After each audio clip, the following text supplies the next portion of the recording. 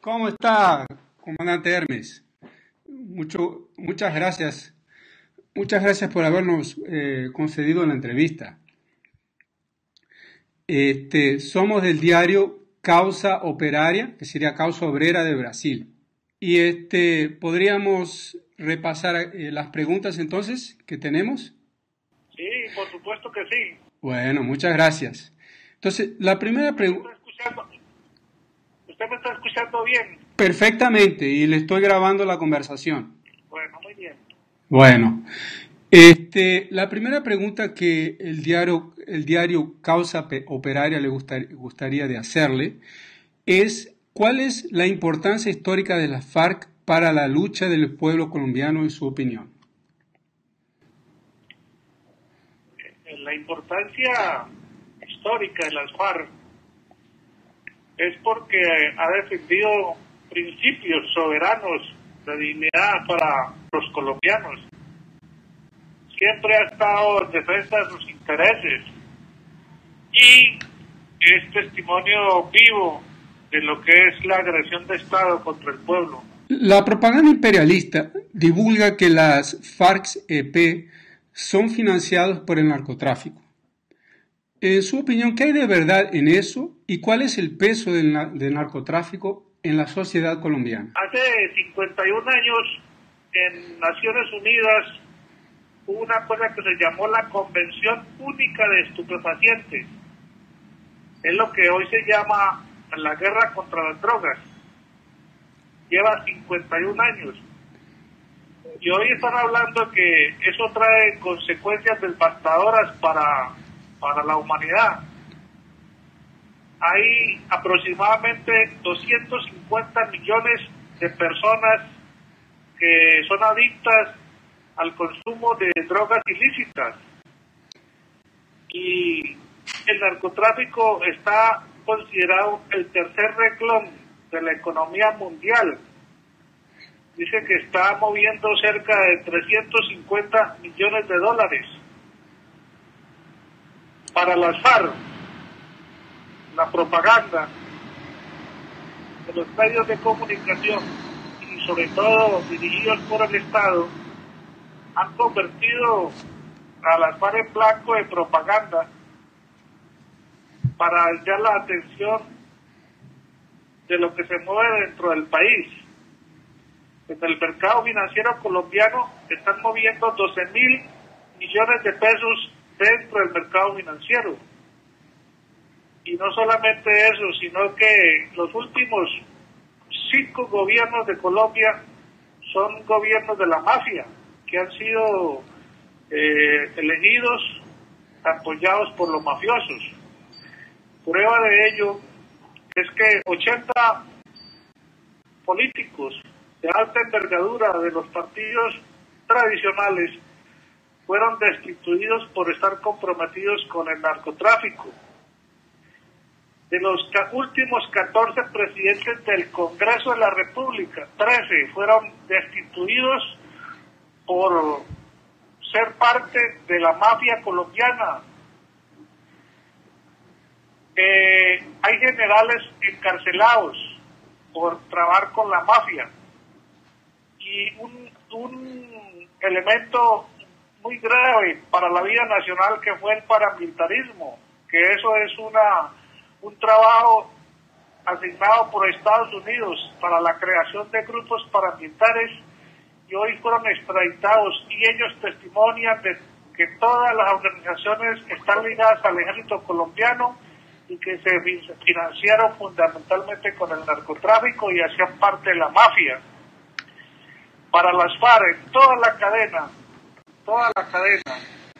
lo único que hace es ayudar a la gente más pobre que ha sido perseguida por el Estado y que tiene que trabajar produciendo drogas ilícitas para poder sobrevivir, porque los otros elementos de la producción nacional no tiene apoyo del Estado en una forma óptima para poder sobrevivir a la vida nacional. Perfecto.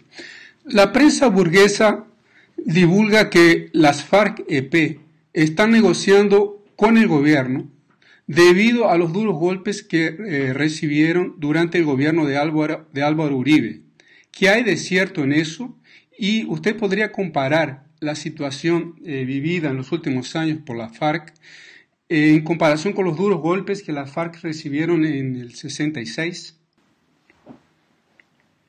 Bueno, voy a comenzar por lo último. En el 1966 la organización estaba en un estado embrionario y estaba preparándose para crecer dentro del país.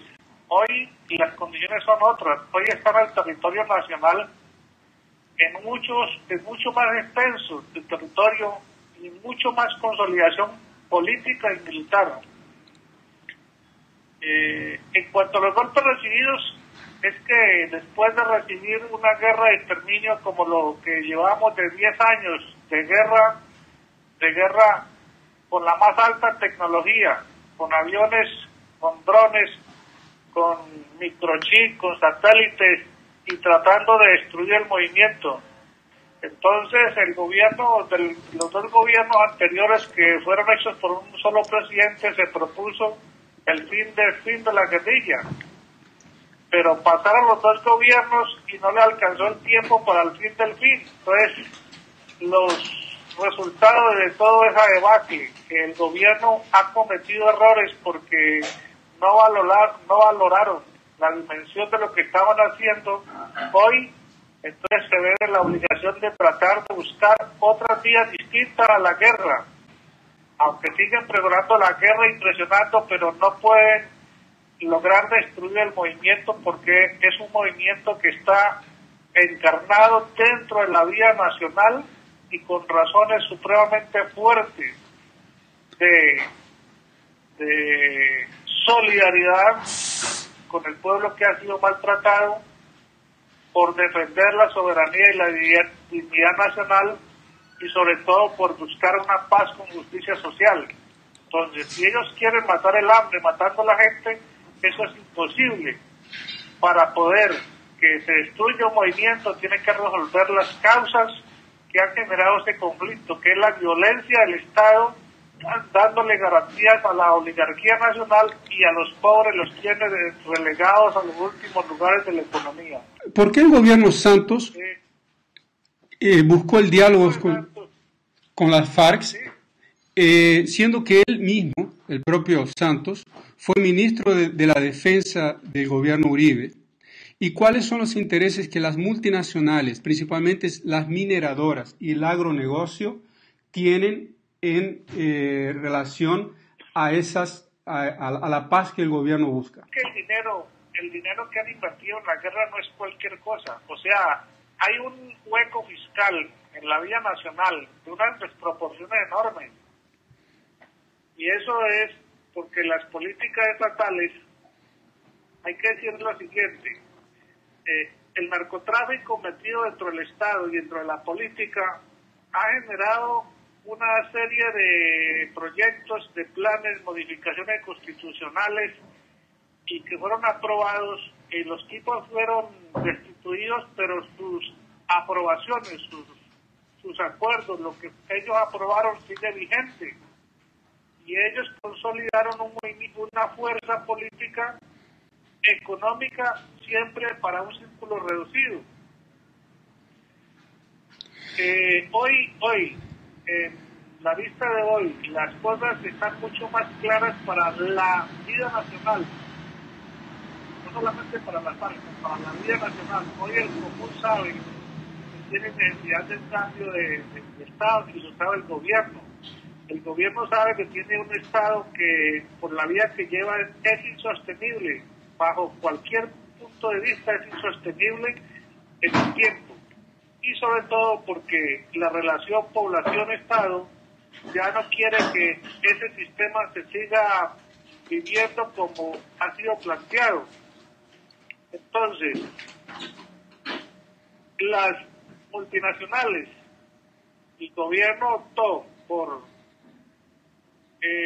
dar licencias sin defender la soberanía, sin defender la dignidad nacional, y solamente un grupo que yo podría llamarlos Alibaba y sus 40 ladrones que están dentro del Estado feriando la riqueza nacional y entregándole a las multinacionales. Hoy, cuando las crisis de Europa y Estados Unidos están en boga, muy fuertes, entonces miran los recursos de América Latina como una vía de salvación para sus propios intereses. Y entonces los gobiernos que son lacayos, que son entreguistas, entregan la economía sin ningún control y sin tener en cuenta que primero es la soberanía nacional. ¿Cómo las FARC ven que pueden ser compatibilizados esos intereses del gobierno colombiano y principalmente de las multinacionales que, por lo que en nuestra opinión vemos, el gobierno Santos estaría representando de una forma mucho más próxima que el gobierno anterior, en relación a la explotación de minerales, principalmente en los territorios que las FARC controlan, con la lucha histórica de las FARC por la reforma agraria. Hay una cosa que nosotros aquí se llama bueno, ya se me olvidó el término para pronunciarlo. Se llama reprimarización de capitales. Sí. Entonces, las multinacionales invierten dinero en el país solamente para dos cosas. Uno, explotar recursos estratégicos y usar fuerza de trabajo de los obreros. Por los recursos que sacan del país, le pagan parte a los obreros y el resto se va para el mercado financiero internacional. Quiere decir que al cabo de 10 años, de 20 años, el país está solamente con el destrozo medioambiental,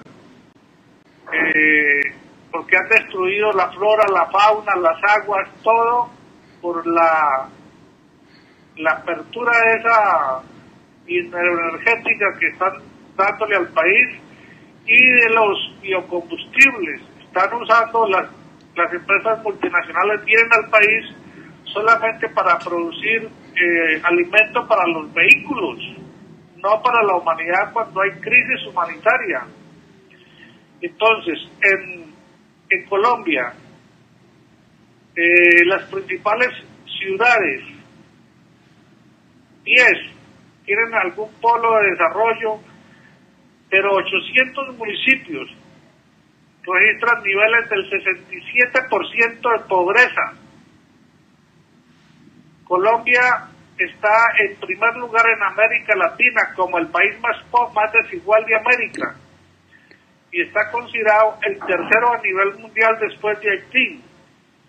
Y el índice Gini habla de que es del 0,86%.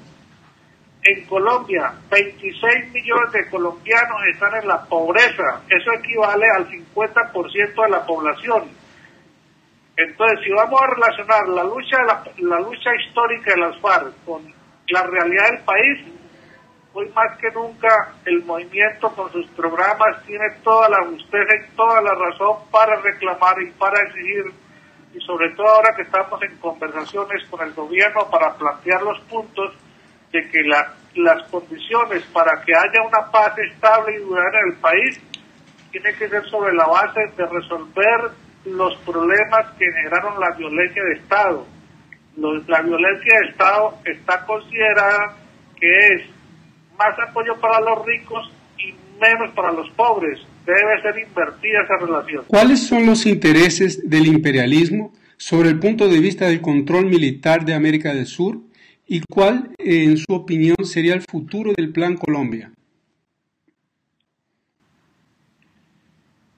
Bueno, el Plan Colombia por sí está condenado porque solamente ha servido para hacer intervenciones militares en el continente, para corromper estados, para corromper funcionarios y para invertir sobre la guerra y para retomar posiciones estratégicas continentales. Ese es en esencia.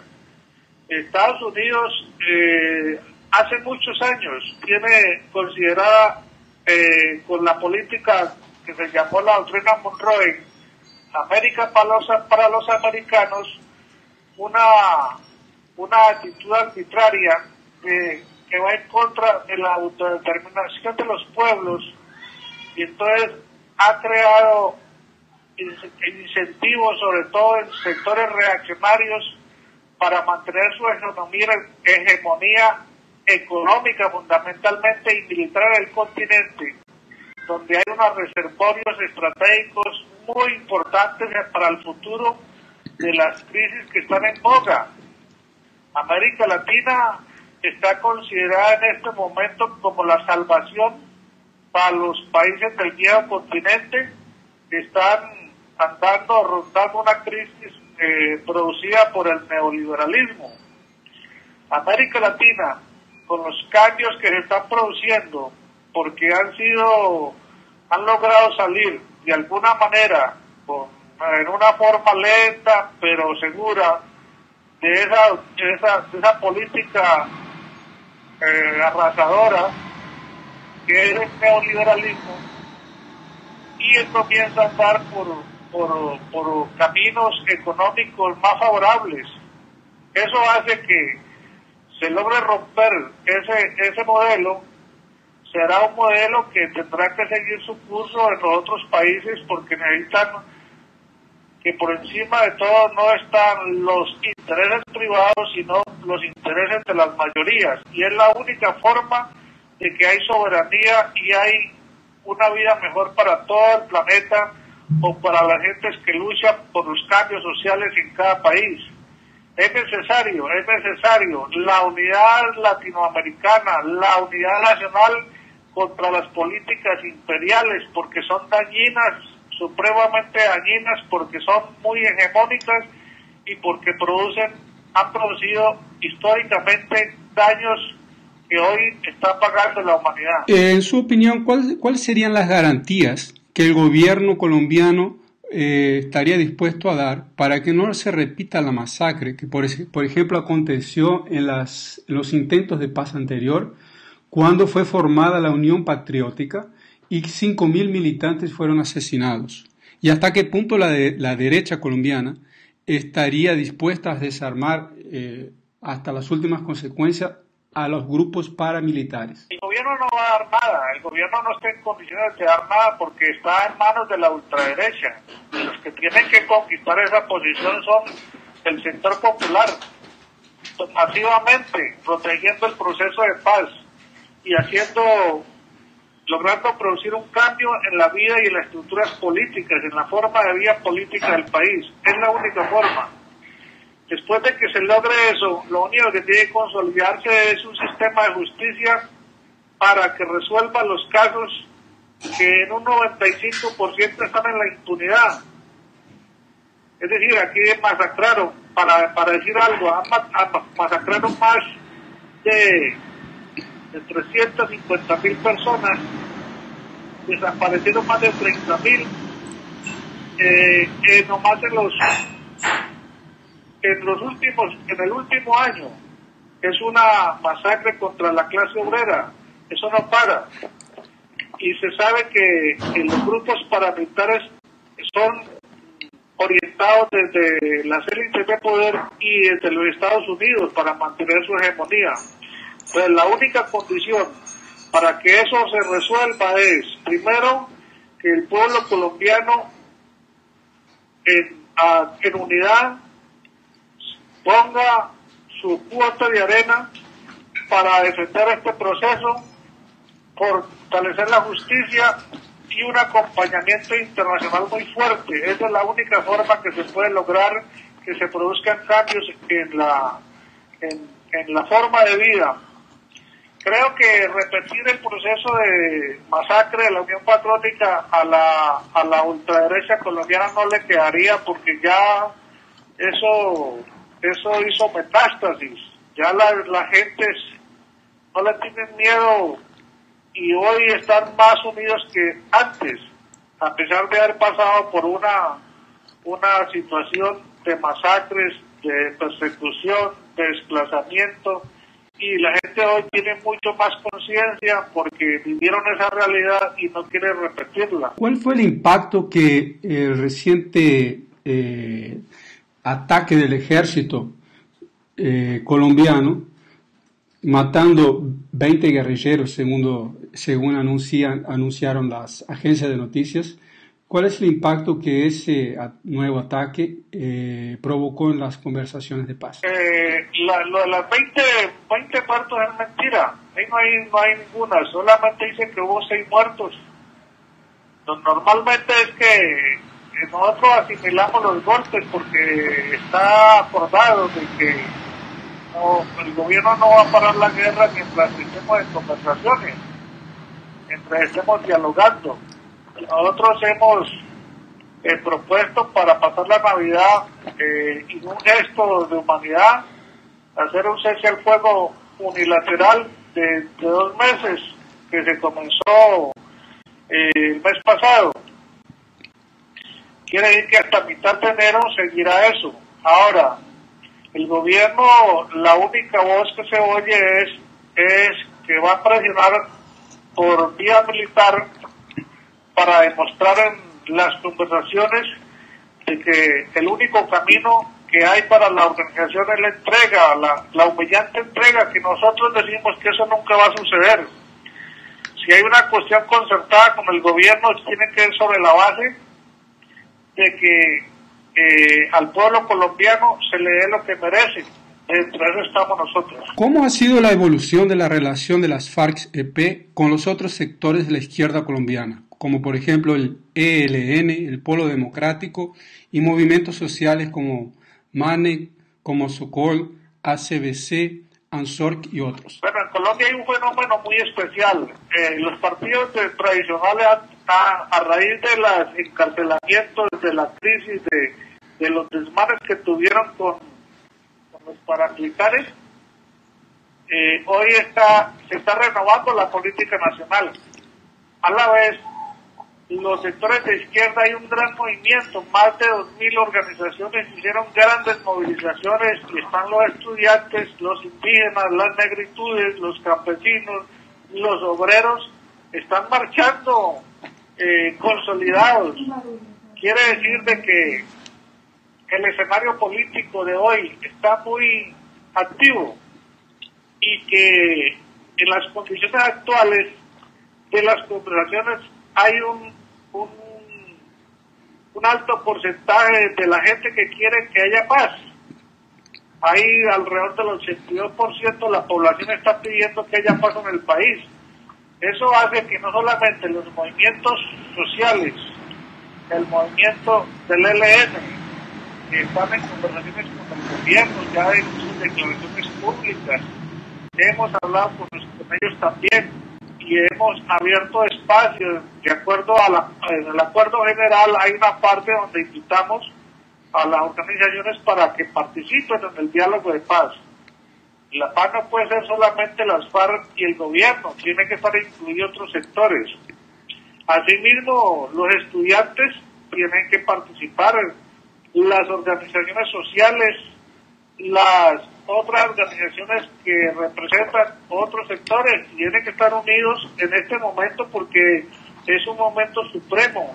Se dice que un acuerdo de paz en Colombia en este momento sería un acontecimiento del siglo XXI, porque es uno de los casos históricos de la lucha popular, la lucha social que se mantiene y no ha podido ser destruida como en otras partes. Siempre se ha consolidado y hoy se demuestra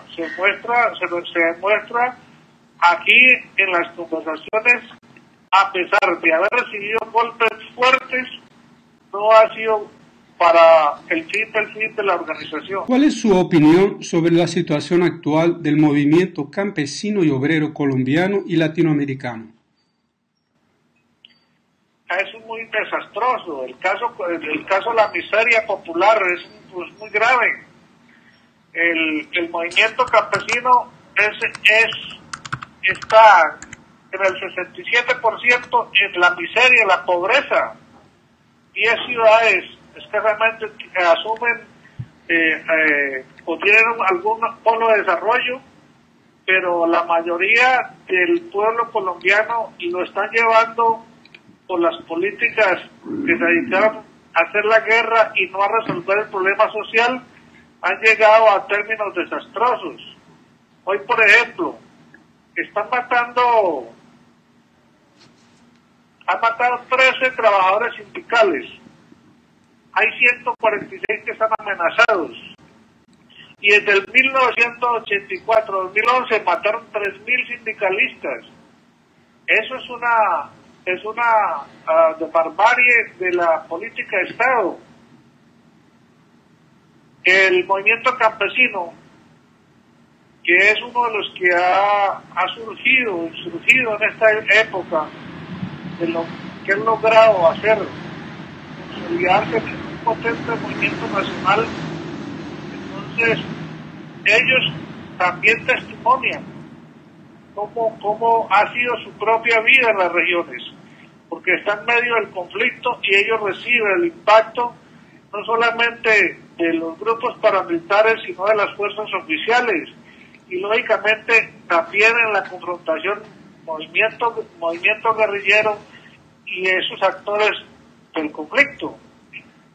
Entonces ellos son perseguidos por un lado por el otro. Entonces hoy se levantan más que nunca unidos y con mucha fuerza y consolidados para defender el proceso colombiano, la paz con justicia social. ¿Cómo usted vislumbra el futuro de las FARC-EP y del Partido Comunista en una actuación futura dentro del marco legal colombiano? Bueno, primero hay que terminar las conversaciones con el gobierno a ver qué nos deparan las conclusiones. Nosotros estamos dispuestos a asumir el reto que la historia nos está marcando, pero sobre la base de que las conclusiones que se aprueben por el gobierno permitan no una entrega condicionada, sino un compromiso consensuado, concertado con el gobierno. Es decir, si hay dos enemigos peleando durante 48 años, el acuerdo que se elabore tiene que ser de la proporción de los 48 años de combate que hemos tenido defendiendo la dignidad y la soberanía nacional y sobre todo la soberanía política de las FARC. Que se consolide con movimiento de masas si las condiciones lo permiten. Eso dependerá de la mesa de conversaciones que hay con el gobierno. Si el gobierno está por abrir caminos a la paz, nosotros estaremos dispuestos a acompañar hasta el último minuto y estamos dispuestos a no levantarnos de la mesa de conversaciones bajo ninguna circunstancia por la paz en Colombia. Comandante Hermes, el diario Causa Obrera de Brasil, le agradece mucho por su entrevista y por la oportunidad de llevar el punto de vista de las FARC a los trabajadores brasileños. Muchas gracias. Bueno, a ustedes un saludo para todos los de Causa Operaria. Muchas gracias. Muchos éxitos en su labor. Muchas gracias y muchos éxitos a ustedes también. Saludos revolucionarios. Gracias.